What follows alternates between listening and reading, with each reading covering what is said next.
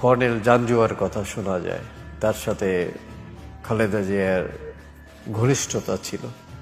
Major Zia আসলেন, খালেদ মোশাররফও ছিলেন। আমাকে মেজর জিয়া ডাক দিলেন এক কর্নারে।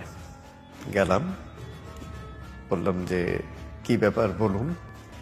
বললো যে দেখো, আমাদের সেনাবাহিনীর যারা আছে সবাই ফ্যামিলি নিয়ে চলে আসছে, আমার ফ্যামিলি এখনো আনতে পারেনি। তা আমি বললাম আমার কি করণীয় বলেন। বলে তোমাকে ঢাকায় যেতে হবে আমার ফ্যামিলি নিয়ে আসবার জন্য। আমি যেহেতু উনি একজন মুক্তিযোদ্ধা ছিলেন, ওনাকে স্বাভাবিকভাবে আমি সাহায্য করব। আমি বললাম ঠিক আছে, আমি যাব।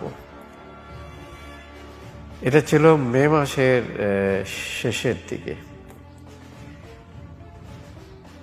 আমরা রওনা হলাম, আমি আর বুয়েটের এক স্টুডেন্ট, ওর ডাক নাম হলো সানি।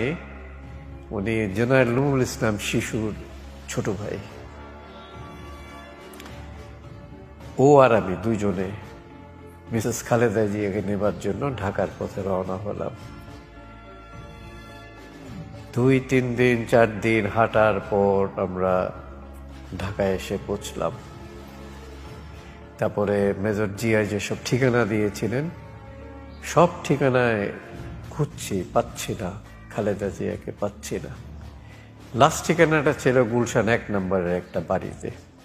সেখানে গেলাম, উনি দারোয়ান বলল উনি কালকে ক্যান্টনমেন্টে চলে গেছে। এই যে কর্নেল জাঞ্জুয়ার কথা শোনা যায়, তার সাথে খালেদা জিয়ার ঘনিষ্ঠতা ছিল। তার কেয়ারে ক্যান্টনমেন্টে চলে গেছে। আমরা যে এয়ারপোর্ট যাই, এখান থেকে এয়ারপোর্টের যে গেটের কাছে কতগুলো বাড়ি আছে, ওর একটা বাড়িতে থাকতেন উনি। তো আমরা এসে মেজর জিয়াকে এই সংবাদগুলো দিলাম। তখন মেজর জিয়া করলো কি 7-8 জন ছেলেকে পাঠালো, ইয়াং ম্যান, খালেদা জিয়াকে নিয়ে যাবার জন্য। ওরা ওই ক্যান্টনমেন্টের বাড়িতে খালেদা জিয়াকে যখন আনবার জন্য গেছে, পাকিস্তানিরা ওদের উপর আক্রমণ করে বসে। তার ভিতর 6টা ছেলে মারা যায়, একটা ছেলে ইনজিওর্ড অবস্থায় পালিয়ে আসতে পেরেছিল। এরপর বর্ডারের এক জায়গায় ছিল কর্নেল হায়দার। তাকে আবার মেজর জিয়া সাহেব রিকোয়েস্ট করলো যে তুমি আবার কতগুলো ছেলে পাঠাও আমার ফ্যামিলিকে নিয়ে আসবার জন্যে।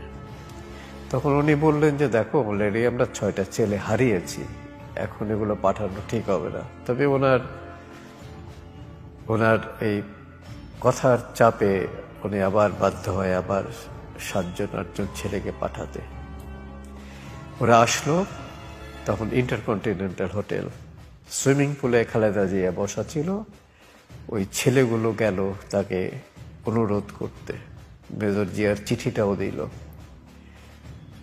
তো উনি চিঠি পড়ে ছেলেদেরকে রীতিমতো ধমকের সুরে বলল, তোমরা যদি এখন এখান থেকে না যাও আমি আর্মি ডাকতে বাধ্য হব।